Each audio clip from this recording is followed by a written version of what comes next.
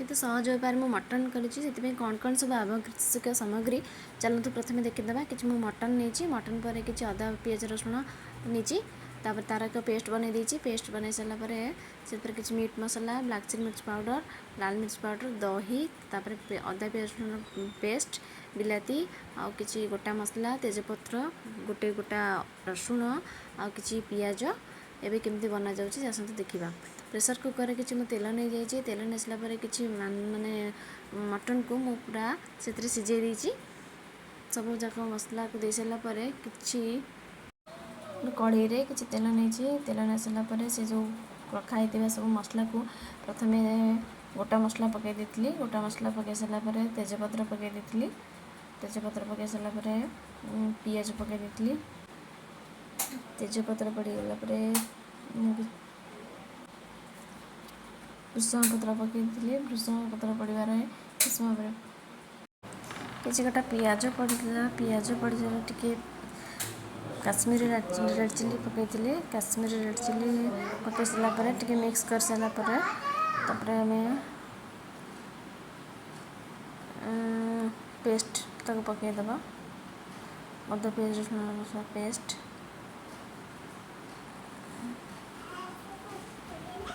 paste पकई सारापर कि लुण पकई देती जेहेतु जल्दी टिके सीझी जावाई किसी हलदी हलदी पकईला कि समय टे मिक्स करदे मिक्स हो सारापर कि समय तक छाड़दे तापर मिक्स हो सारापर ब्लैक पेपर पाउडर टे पकईबा तार टेस्ट टे अलग किसी आने तापर भल भाव मिक्स कर सारापर कि आलू पकईदबा आलू को टे सीझी आसवाई छाड़दे किस समय पर देखते केते सुंदर माने सीझी सारा कि कटा बिलाती पकईदबा टमाटो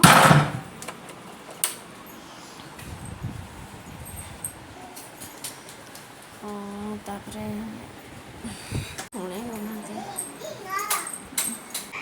माने मांस को भल भाव सीझे सारापर सीझीगला पकईदबा जो मसला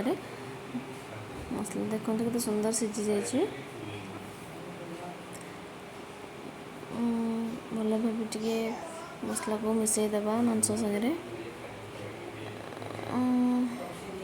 तापर मीट मसला को पकईदबा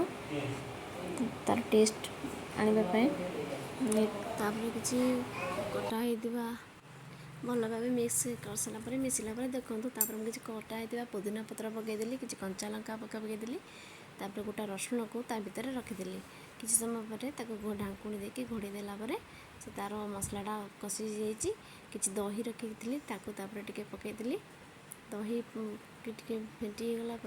तार कलर आ टेक्सचर केते अलग हो जाऊँगी पानी दे सारापर देखो केते सुंदर हो जाइए झोल टे केते बहलिया हो जाए फाइनाल लुक देखूँ मुझे बाहर कर सारी गोटे प्लेट रे बाहर कर देती आमर मटन करी